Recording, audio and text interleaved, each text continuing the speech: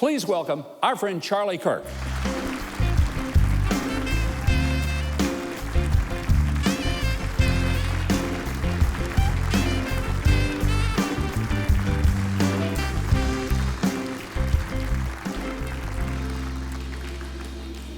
Charlie, great to have you here. Great to see you. We're talking about free speech, and there was a time, long before you were born, when back on campuses like Berkeley, free speech was the rage. Right. And there were people who were taking over the president's office. They were burning down various parts of the campus because they wanted free speech. Today, those same, well, not the same students, but students are rioting because they want to shut down speech. What's happened? That's right. I mean, any semblance of what people believe, we the American people believe as the First Amendment, it's completely unrecognizable what's happening on these college campuses. You have radicals now teaching the next generation that the First Amendment should not apply to conservative thought. I always say that college campuses have become a place where they want everyone to look different but think the same. And you have seen the death of the First Amendment at places like UC Berkeley, Middlebury University in Vermont, but even worse, at some schools that you would be so surprised, Big Ten schools like Ohio State, University of Michigan, where conservative speakers come on campus and they are shouted down. They have their events canceled because their ideas are different than the liberal status quo. And think about how dangerous that is. I mean, it's one thing to be offended by something, but you shouldn't be offended just because you disagree with someone. Well, let's talk about that, because a lot of people that hear First Amendment, what does it actually say and mean? You should be able to say what you want to say, how you want to say it, without inciting physical violence against another person or group of people. And that, unfortunately, most professors and administrators do not believe in on these college campuses. And we're up against it every single day, where they say, yeah, we have freedom of speech. I'll give you a quick example. So I had a conversation with a professor at Columbia University, that beautiful school in Manhattan, and he's like, yeah, we have freedom of speech here. We have intense debates of who would have made a better president, Hillary Clinton or Bernie Sanders. I said, wait a second, I mean, come on.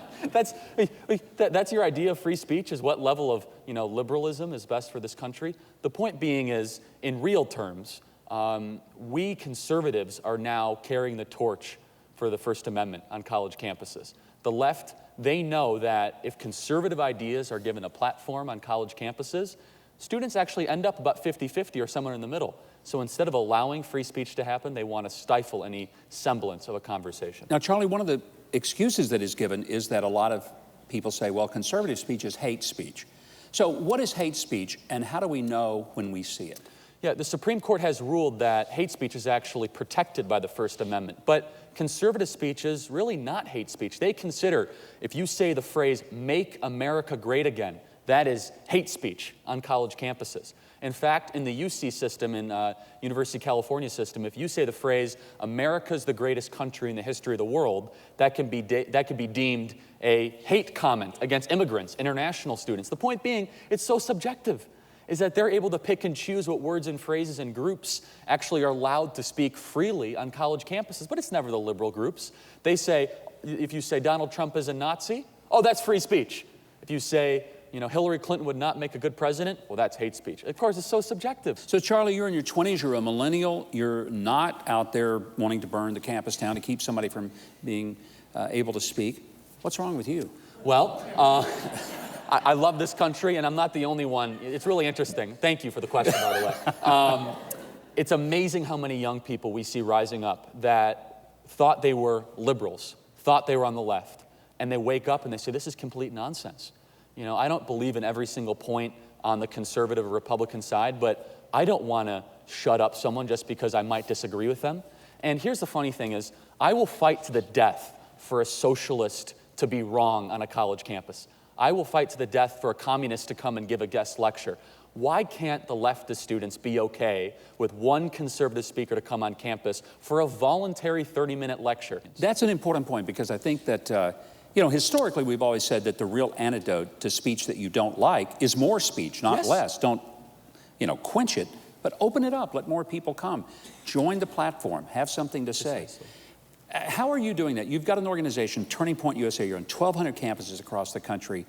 How does that help frame this issue for students? Sure. So we train, educate, and organize the next generation, my generation, around advancing these ideas. And really, we have one of our phrases where we say free markets, free people. I got a call, I'll give you an example. I got a call from a high school in the Northeast, and it was a principal, and he said, Charlie, there's these very offensive posters your high school students are putting on the halls. I said, oh boy, I wonder what it is.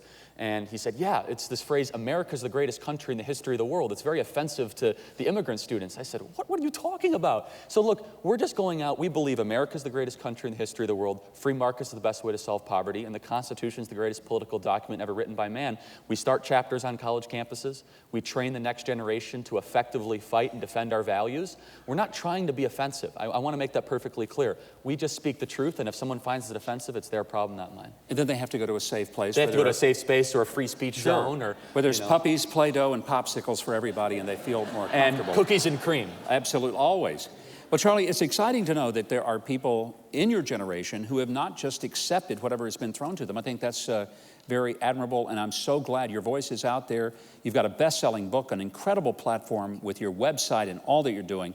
You're a voice that's desperately needed to remind people that this is what freedom is. It's even freedom to be offended. That's exactly right. I get offended all the time. Well, congratulations on the new show, by the way. Thank you. Thank you for I want having to tell me. you, I'm not offended that you're here. I'm excited that you're here.